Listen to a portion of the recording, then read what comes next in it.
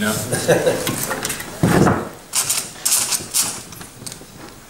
Help me out, John.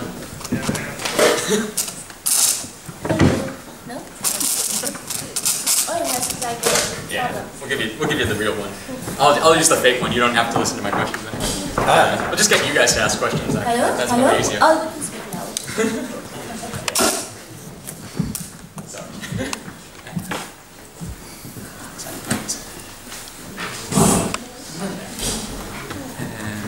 So I'll just try and shout. But yeah, thank you both for coming to the screening. I'm expecting. I always say this, but it's always true. I expect that you guys have a lot more interesting questions and comments and things to say than I ever will. So I'm going to try and keep my bit of this brief. But I think the first thing that's certainly on my mind when we first watched this film, when we watched it again later on, when we were considering it, is I want to know what you have to say right now about trans-exclusionary radical feminism and how it. Let's get right to the. I mean, let's not fuck around. Basically, I mean, I want to know about. I want to know what you're going to say about TERFs right now. Okay. And then I'm done. Well, the weird thing is, I do have a soft spot for lesbian separatism. In a weird way, just as. On a certain level, I can also understand there's a certain, aspect of the gay world where, sometimes gay men have this kind of desire to just congregate together,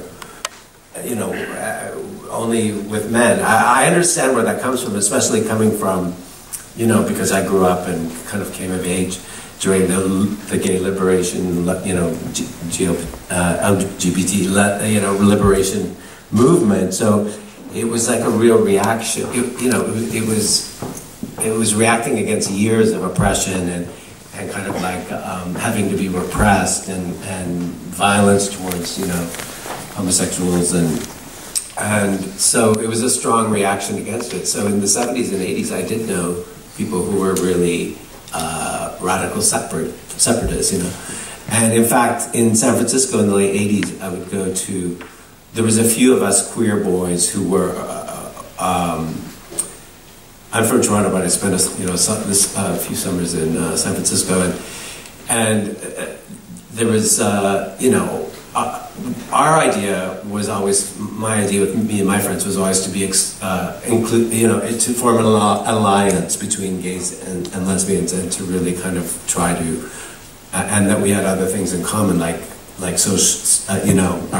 politics and anti-capitalist, and I was in the punk anarchist scene, and so we really tried to form an alliance. But so I had friends who were lesbian separatists, but they had special queer friends who they kind of made an exception for. So I would go to like a lesbian separatist event with like 100 or 200 lesbian separatists, and my friends lesbian friends insisted on bringing me and a few other guys, and they would literally have to like form a human shield around us, like to protect them. It was a very hostile environment, but I really understood, what that impulse, where it came from, right? But in terms of like,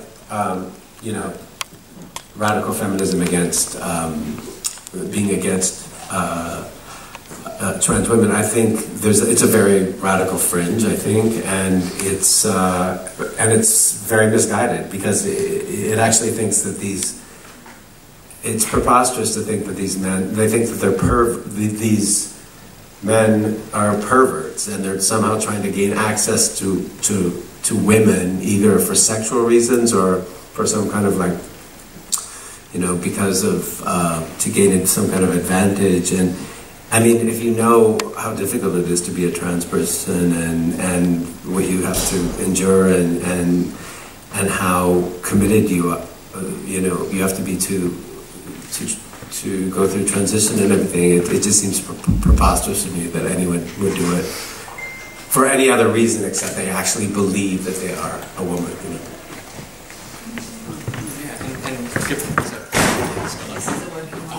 And yeah, Caprice, I'm just wondering, because you have, I feel like your speech along with Dagmar's towards the end is one of the sort of most, I don't know, kind of kind of moving moments addressing that feeling. I mean, obviously at that stage, Isolde hasn't been entirely added to the group, but there's still an element of that. And I'm just wondering, yeah, what you brought to that moment, because I feel like that's kind of your...